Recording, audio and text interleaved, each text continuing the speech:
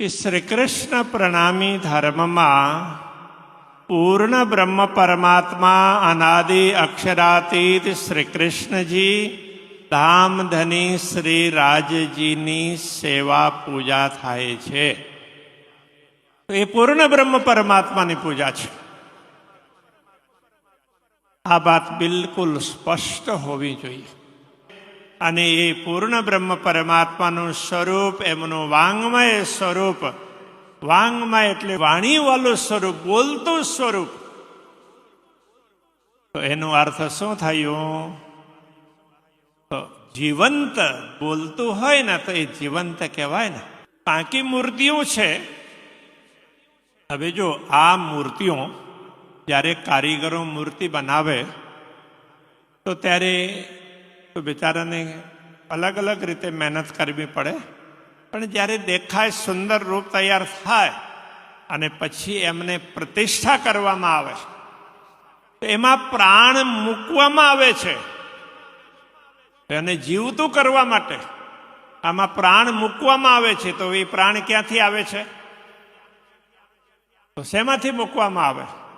મંત્રોના દ્વારા. તો એ મંત્ર શું છે? વચનો. તો વિચાર કરો તો આ બ્રહ્મવાણી છે, વચન છે કે નહીં? બાધામના વચનો છે. તો એમાં તો વચનો છે જ, એમાં બીજું પ્રાણ પૂરવાની આવશ્યકતા નથી. હા, એમને તો માત્ર આપણે પ્રતિષ્ઠિત કરીએ છીએ, સ્થાપિત કરીએ છીએ. આમાં ઘણા લોકો પ્રતિષ્ઠામાં પછી એમને ખ્યાલ ન હોય એટલે પછી પ્રાણ પ્રતિષ્ઠા લખી દે કે આપણે તો જેમની પ્રતિષ્ઠા કરીએ છીએ ને એમાં ઓલરેડી પહેલાથી જ પ્રાણ છે. અને આ પ્રાણ આ દુનિયામાં પૂર્ણ બ્રહ્મ પરમાત્માએ પોતે જ પ્રકટ કર્યા છે. તો પૂર્ણ બ્રહ્મ પરમાત્મા પોતે પ્રકટ થયા અને એમને જ્ઞાન આપ્યું. એ જ વચનો આ બ્રહ્મવાણી શ્રેતાર્તમ સાગરમાં છે. અને આ વચનો છે એ પરમ તત્વને સમજાવનાર. એવું નથી કે અહીં દુનિયાની વાત નથી કરી, માયાની વાત કરી.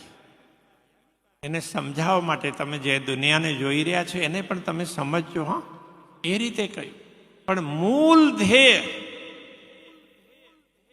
પૂર્ણ બ્રહ્મ પરમાત્મા છે.